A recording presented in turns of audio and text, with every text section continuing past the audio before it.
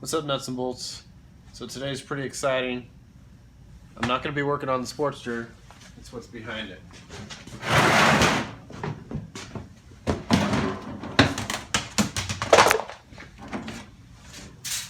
It's the original tank for the SP600. It's time to restore it.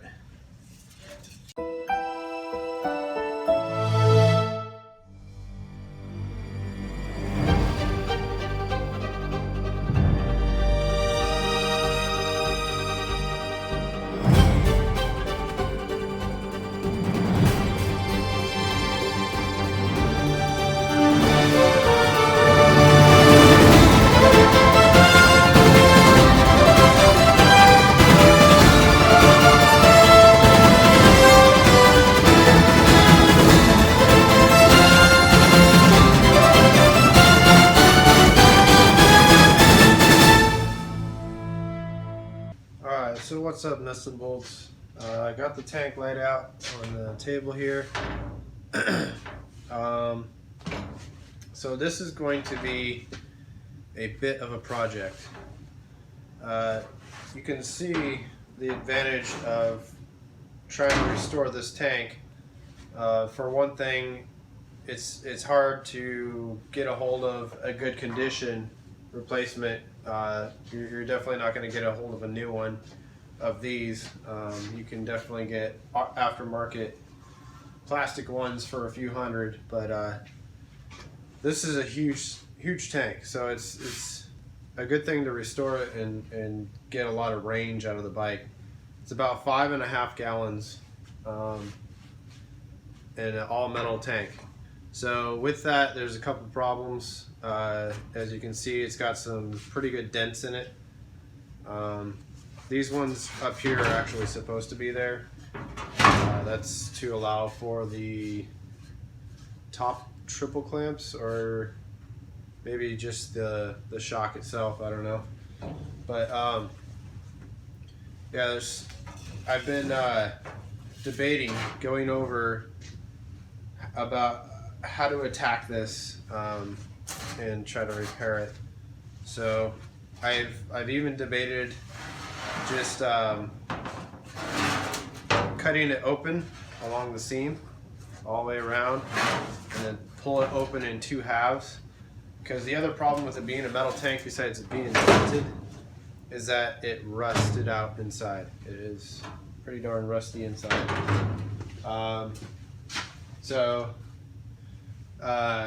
With this particular tank, though, also one more issue is that I discovered, as you can see, I stripped everything down here.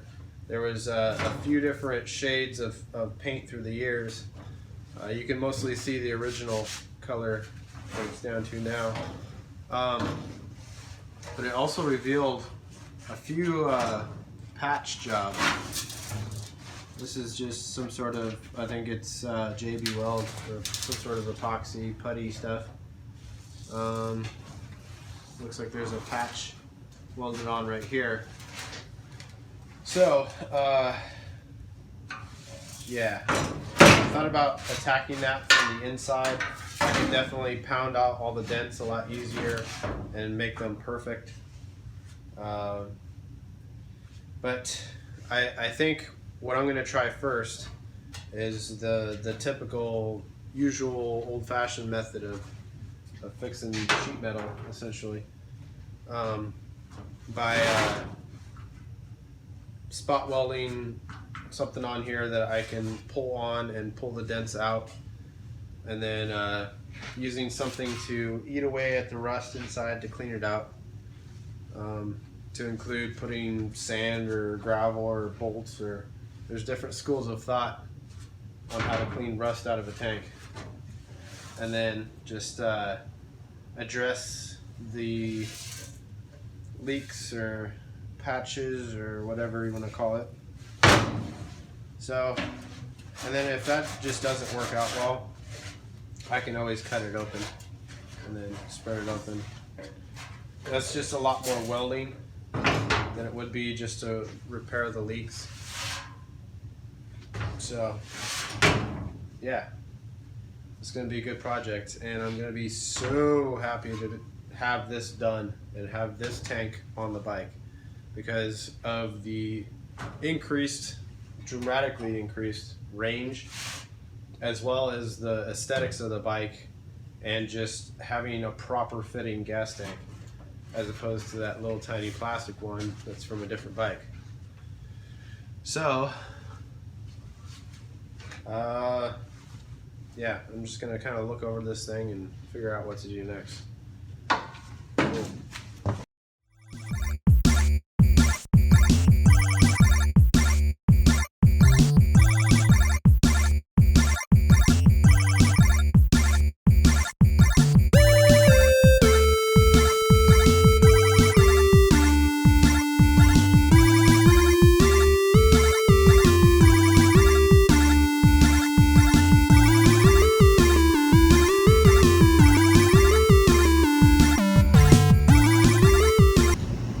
Okay, so this is what I found upon further cleaning. You can see over here there's a lot of this bubble gum. That's where people have, or somebody has welded up a leak or a hole or something, and then over this weld there was all this epoxy stuff, and I chipped that all away, and there's this big gouge right there. So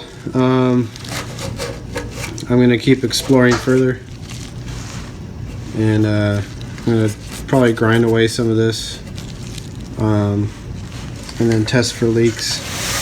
Here's the other corner. You can see where somebody has welded a patch over that corner. It's probably, oops, it's hard to, you can kind of see it there too. It's probably the best repair on here. There's actually, there was quite a bit of Bondo or filler putty that they used to fill in some dents. Really bad on it. It's not dented too bad, it's just you can tell that they skimmed over it up here as well. This is going to be the nastiest dent for me to try to pull out. I don't think there's a puncture there, and I hope not. This whole part right here is concaved, so that should be actually pretty easy to pull out. There's this dent here which kind of put a ridge into this dent here, which is supposed to be there. So this is how the other side should be. It's slightly concave or convex. Actually, there is a little bit of a depression right there. You can see where the Bondo was chipped away from this being pushed in a little bit, and then not chipped away but cracked, and allowed moisture to get in there and kind of rust underneath the paint. So yeah,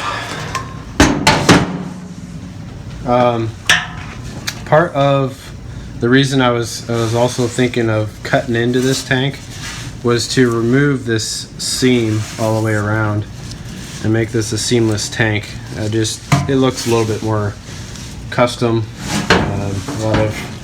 A lot of guys on cruiser bikes will go into a shop and have that done on their stock tanks. They'll have the seam removed, and then you just weld it up and grind it flush, and it looks like a custom made tank, not something made in a factory that would have seams. It's more of a custom deal. Just little details. So yeah.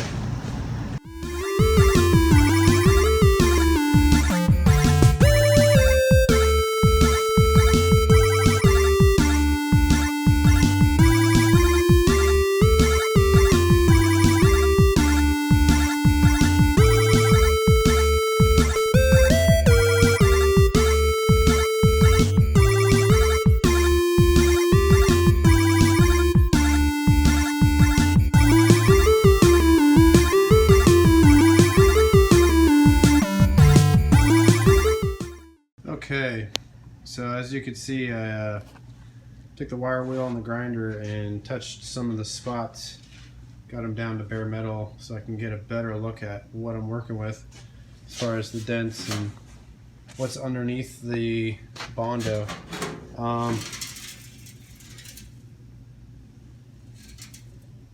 So that one actually has some stuff in it still. I was worried about this over here being punctured all the way through. It's not the case. Looks like, and it won't focus, of course. Looks like it's really good metal. Should get a decent pull on that. I don't know how this little crimp corner is going to come out, but we'll see. It looks like they actually did a weld repair underneath this Bondo right here. I can't tell. I'll have to do a pressure test on this tank to see if that leaks. But I showed you that hole underneath, and doing the wire wheel kind of revealed a lot more.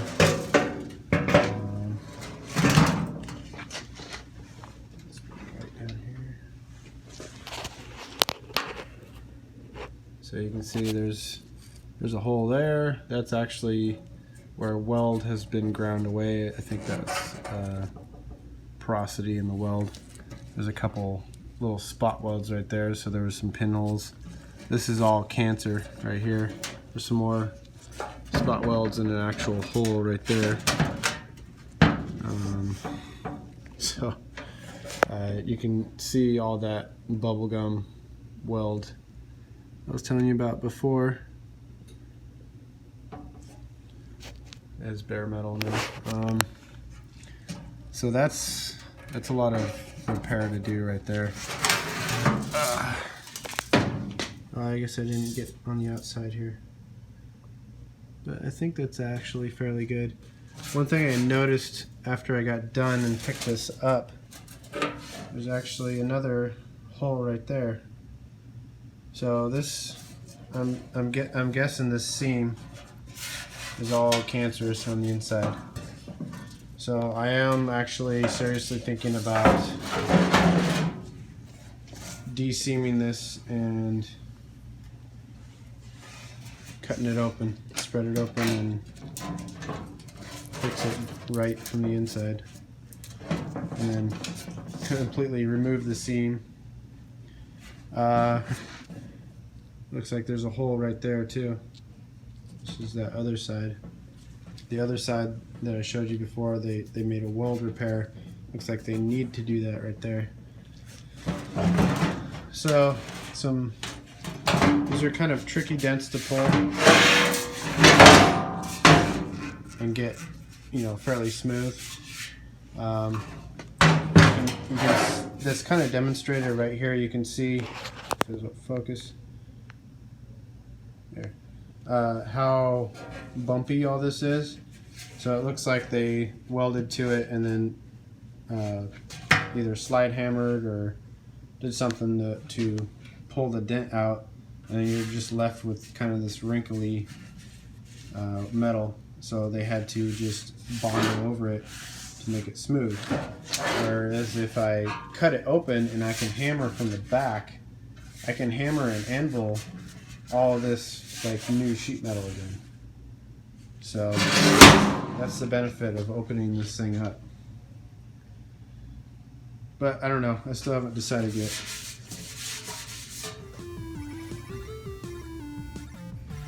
So I think that's going to be it. This will be a part 1. This is definitely going to be a series in the restoration of this tank. So this will be part 1. Hope you enjoyed it. Stay tuned to see the final results.